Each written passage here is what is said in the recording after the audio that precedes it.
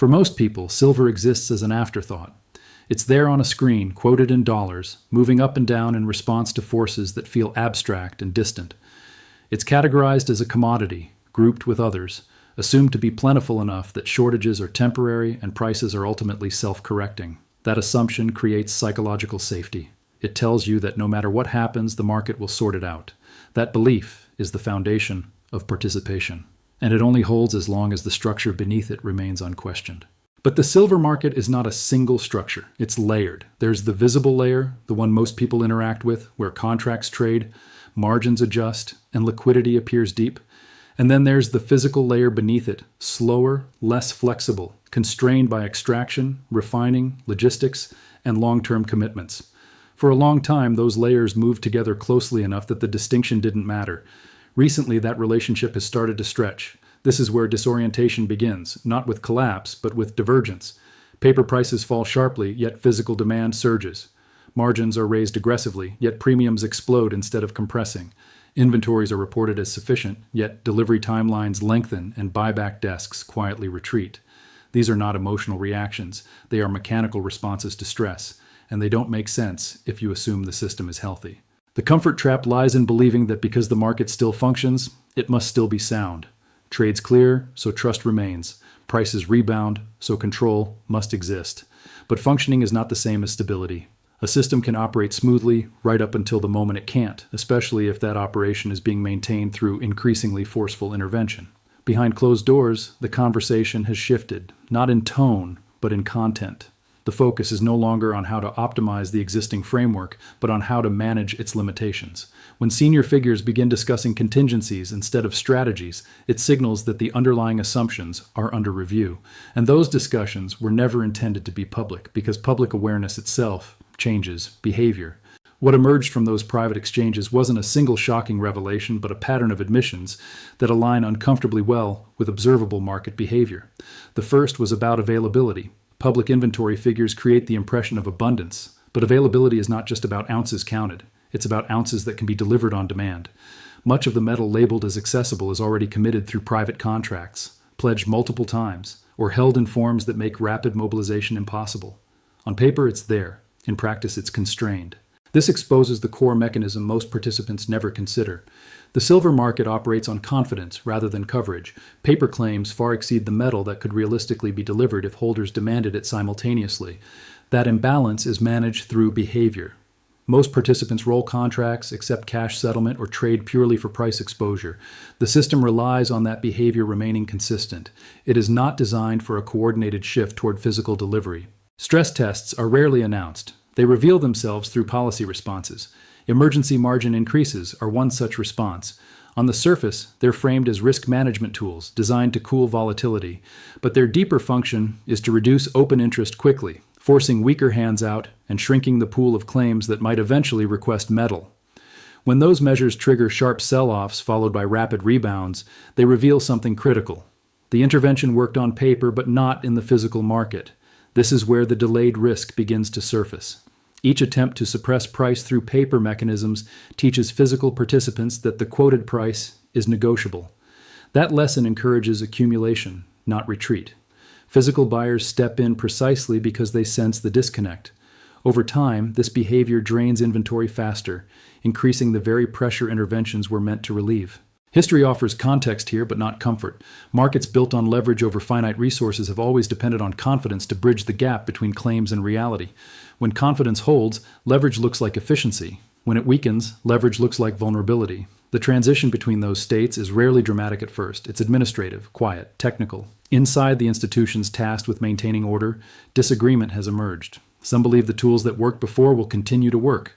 Access to capital, regulatory alignment, and the ability to create paper supply have resolved every prior stress. But others see structural changes that those tools can't address. Industrial demand is no longer cyclical. It's embedded in energy transition, electronics, and infrastructure. Supply growth is slow, capital-intensive, and geographically concentrated, and refined output is increasingly subject to strategic controls. When a significant portion of global refined silver flow becomes constrained by policy rather than price, the paper market loses its anchor. You can overwhelm demand with contracts, but you cannot overwhelm physics. Each intervention begins to produce diminishing returns. Price crashes become shorter, recoveries become faster, premiums widen instead of normalize. These are signs of fatigue, not strength. As consensus fractures internally, the conversation shifts again, not toward denial, but toward management of outcomes. What happens if delivery requests exceed capacity? How can that moment be handled without triggering broader instability? Options are discussed not because they're desirable, but because they may become necessary.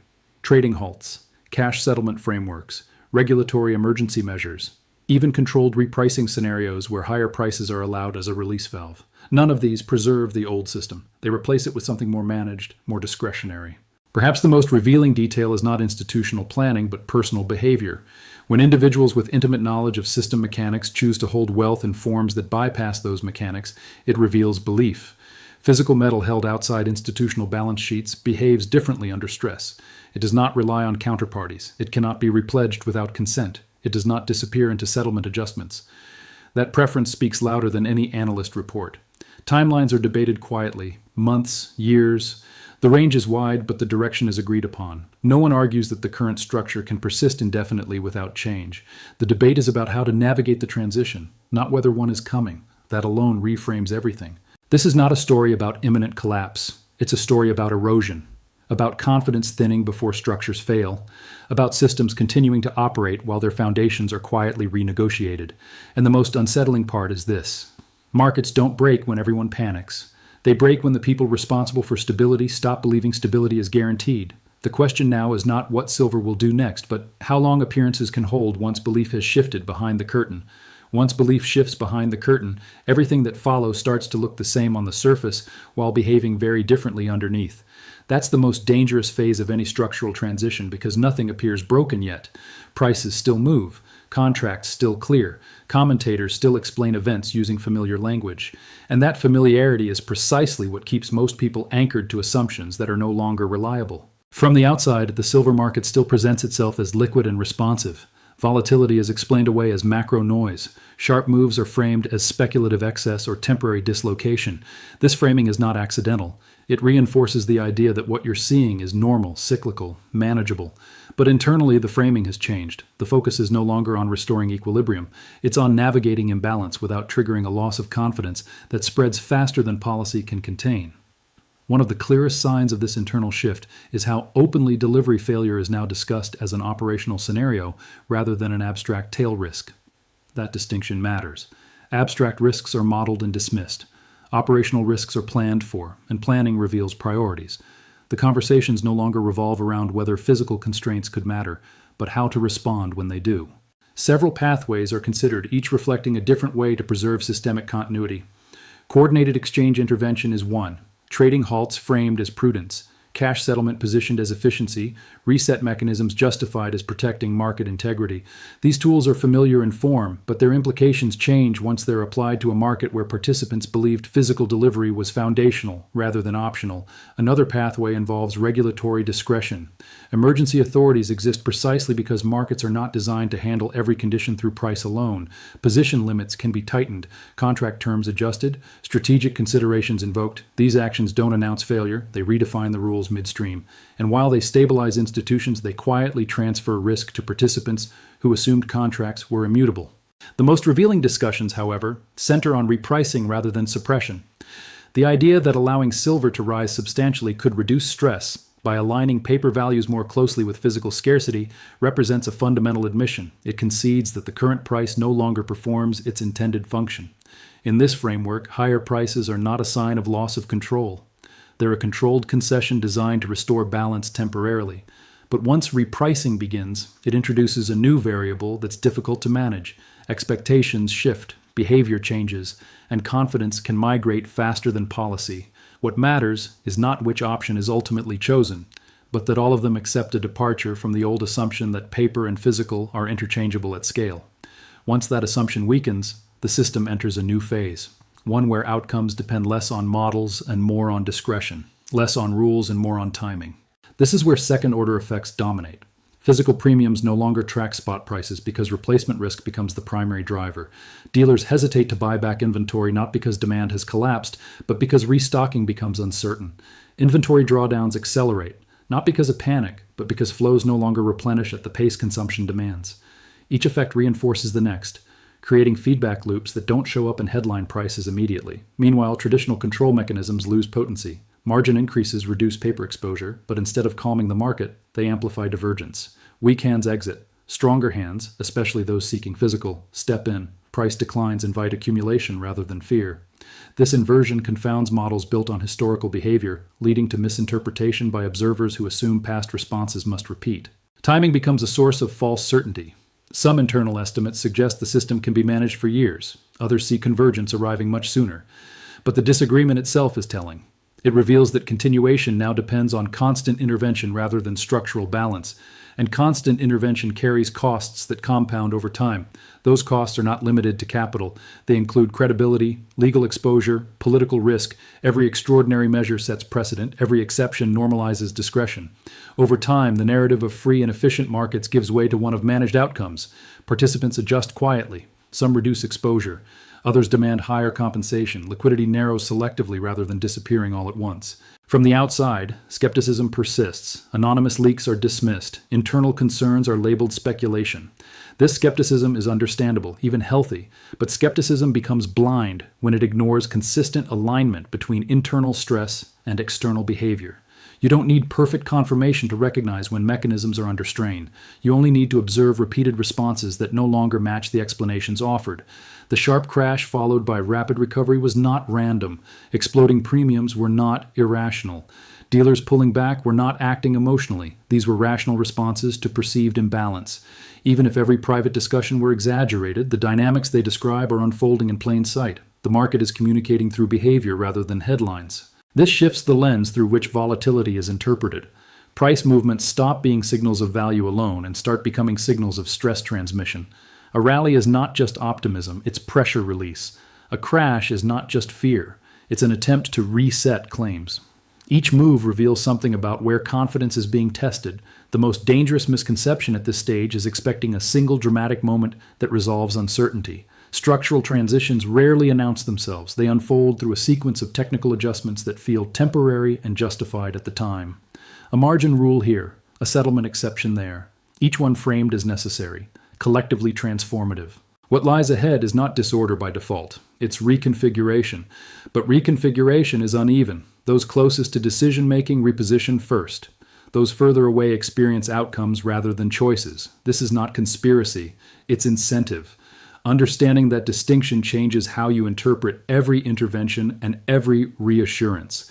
As control shifts from being implicit to being actively managed, stability becomes conditional. It depends on cooperation, compliance, and timing. That is a very different form of stability than most participants believe they are engaging with. And once you recognize that difference, the entire market begins to look less like a neutral mechanism and more like a negotiated process. Which brings the story to an uncomfortable threshold. Because once stability requires continuous management, the real question is no longer whether stress exists. It's how long that management can remain invisible before participants begin to adjust their behavior in ways that policy cannot easily reverse. There's a point where understanding stops being informational and starts becoming psychological, not because anything dramatic has happened, but because you can no longer interpret what you're seeing the way you used to. The same signals appear on the screen, the same language is used to explain them, yet they no longer feel convincing. That's when perception shifts, and once it does, it rarely shifts back. At this stage, the silver market is not defined by crisis, but by contradiction. The paper structure continues to operate, yet it requires increasingly visible effort to do so. Each intervention keeps the system moving while quietly altering its nature. What was once framed as a neutral arena for price discovery increasingly behaves like a managed corridor, where outcomes are guided rather than discovered. This doesn't announce itself as failure. It presents itself as responsibility. From the institutional perspective, this makes sense. Their mandate is continuity, not fairness, not symmetry, continuity.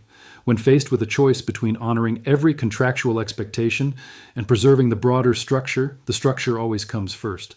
That priority is not ideological, it's mechanical. Systems are designed to protect themselves before they protect participants. Once you accept that, many actions that appear contradictory suddenly become coherent. This is why concepts like cash settlement become pivotal. On paper, cash settlement looks harmless. efficient even, a way to keep markets fluid when logistics become inconvenient. But inconvenience is not the issue, meaning is. A contract that promises exposure is not the same as a contract that promises delivery. When the market quietly shifts from one to the other, the asset itself changes character. Silver stops being something you can claim and starts being something you can only reference. That shift doesn't happen with announcements. It happens through precedent. One exception becomes a framework. One temporary measure becomes a standard response. Over time, the difference between owning something and being exposed to its price widens until it can no longer be ignored. And by then, the rules have already adapted. This is why watching behavior matters more than listening to statements. Public communication is designed to stabilize expectations. Private positioning is designed to survive outcomes. When those two diverge consistently, the divergence itself becomes the signal. Not proof of collapse, but confirmation of reprioritization. And reprioritization always precedes restructuring. A useful way to reframe what's happening is to stop thinking in terms of price direction and start thinking in terms of function. What role is silver being asked to play right now? In the paper layer, it's a financial instrument, optimized for leverage, liquidity, and hedging. In the physical layer, it's a constrained input, bound by mining capacity, refining bottlenecks, energy costs, and geopolitical policy. When those two roles come into conflict, one must yield. Another mental model is the difference between marginal pricing and systemic cost. Quoted prices reflect the last trade, often influenced by leverage and positioning. Systemic cost reflects what it takes to replace supply reliably over time. When those two diverge, stress accumulates. The system can tolerate that divergence temporarily. It cannot tolerate it indefinitely without adjusting access, rules, or expectations. Narratives evolve to accommodate this tension. Early on, volatility is blamed on speculation. Later, on macro uncertainty. Eventually on exogenous shocks. Rarely is structural imbalance named directly because naming it limits flexibility. By the time the narrative shifts openly, the mechanics have usually already changed beneath it. This is why waiting for official confirmation is a losing framework for understanding. Institutions confirm only what they can no longer manage quietly. Everything else is handled administratively, incrementally, and with language designed to minimize reaction. Calm messaging does not indicate calm conditions. It indicates intent to maintain order. Silver's sensitivity comes from its dual identity. It is treated as monetary by some, industrial by others. Those two demands compete for the same finite material. When industrial users secure long-term supply outside public markets, less metal remains available to absorb shocks. Elasticity decreases, and when elasticity decreases, small changes in behavior produce outsized effects. These effects do not appear all at once. They emerge sequentially, first in premiums, then in delivery timelines, then in participation. Casual traders exit quietly, arbitrage becomes riskier, liquidity narrows unevenly, the market still functions, but it functions differently. And difference at this scale is the precursor to change. It's tempting to frame all of this as a countdown, but that creates false urgency. There is no single clock. Systems like this resolve through accumulation rather than explosion. A margin change here, a settlement adjustment there, a regulatory interpretation justified as temporary, each one reasonable in isolation, together transformative. What makes this moment difficult is that none of it requires bad actors or dramatic intent. It only requires misalignment between promises and capacity. When claims grow faster than substance, the system compensates until it can't. Historically, the compensation rarely comes from institutions absorbing loss. It comes from redefining what participation means.